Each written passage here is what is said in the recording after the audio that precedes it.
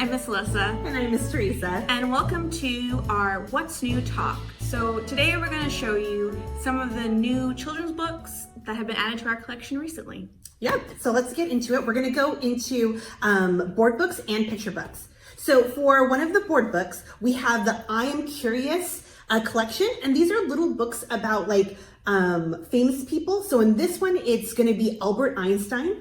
And they have some minimal wording for younger audiences and some like really amazing pictures. And so young kids will love to hold on to these thicker books and look through them. A good introduction to important people in the world. Mm-hmm. And then our second board book is Corn and Peg, Do-Gooders Unite, which Corn and Peg is actually a new Nickelodeon TV show. So if your kids like that, they'll enjoy this book where they introduce all the characters from Corn and Peg. It's pretty cute. Yep, really cute. Okay, and then we have some really fun picture books. And we're gonna start with Pugtato, which is such an adorable book. So in this picture book, you have Pugtato, who's a little potato, and he finds a thing. And so he has to go to all his animal friends. Like Tomatoed, Carrot. Unicorn on the cob. So it's really fun. It's a play on vegetables and words, and they're just really fun illustrations for the kids to follow along. It's a really cute book.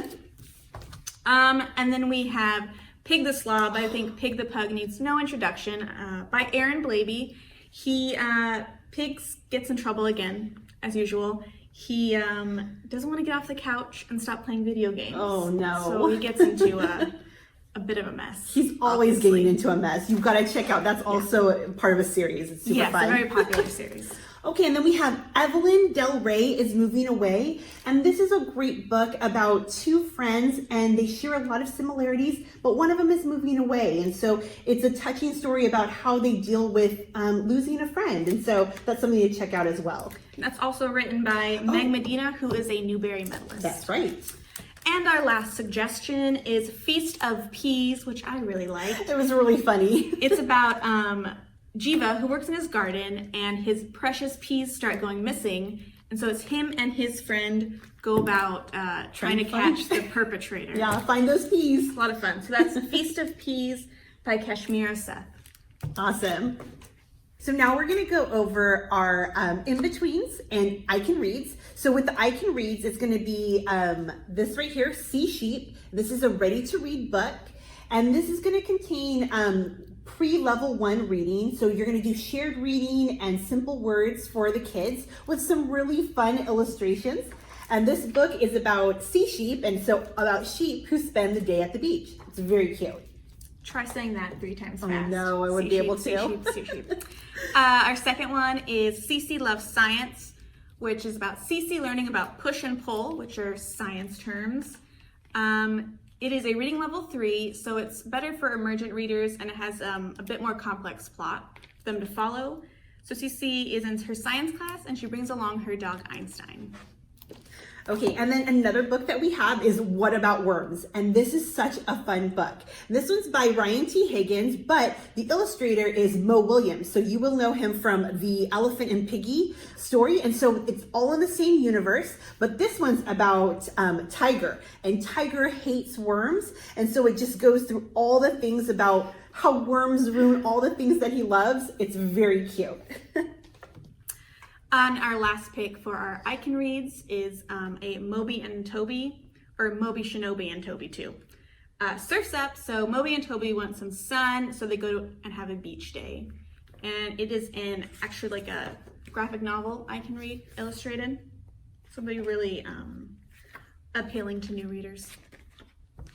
Okay, and then for in-betweens, we have the Minecraft Woodsword Chronicles. This is the Dungeon Crawl book. And so this one's going to be for a little more advanced readers. And it's really fun for all the kids who like Minecraft because it goes through the kids playing the game and then it goes through what they're dealing with in real life. And so in this one, they're doing a play. So you'll see their characters as real kids and then characters in the video game. So I like that a lot. And I guess plays are really popular this month because Mia Mayhem Steals the Show is also about Mia Mayhem, who's an awesome superhero in her class production of a stage play. It's her school play, and it's all about superheroes. Yep, plays are popular. Yep.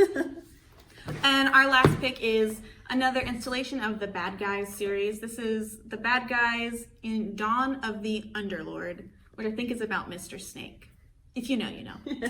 Okay, and that's all we have for In-Betweens. Okay. We have some new stuff for biographies and for nonfiction, which is really good category. So for the biographies, you guys are probably familiar with this series. It's the Who Is series, and we've got a ton of new ones in. These are just a couple of the newest ones. So things like Jackie Chan or Temple Grandin. So you want to check out those. And then we've got a new book about Ruth Bader Ginsburg, and this is about her life. And so it's a picture book, so that's going to be a little bit easier for kids to read and understand, but also really great illustrations in this as well. Yeah, a lot of good information about her life. So research projects would also be people who want to do a project on her or just want to know a little bit more about her life. And then our last biography is Althea Gibson, The Story of Tennis's Fleet-of-Foot Girl. So Althea Gibson was actually the first African American to ever win a medal at Wimbledon, man or woman. It's about her story, about how segregation affected her. It's a really good read, and the pictures are really pretty, really beautiful. Oh, really nice and bright. I love that. Okay, and then for our nonfiction, this is a really fun one. It's The Making of Fortnite. So we know Fortnite is a very popular game with a lot of kids. Just a little popular. So in this book, readers are going to find out about how it was created, and then they'll even find out how it's still being tweaked and improved today so that people can still play it and enjoy it, and it's still new and exciting. And then we have two more I guess gaming related nonfiction books.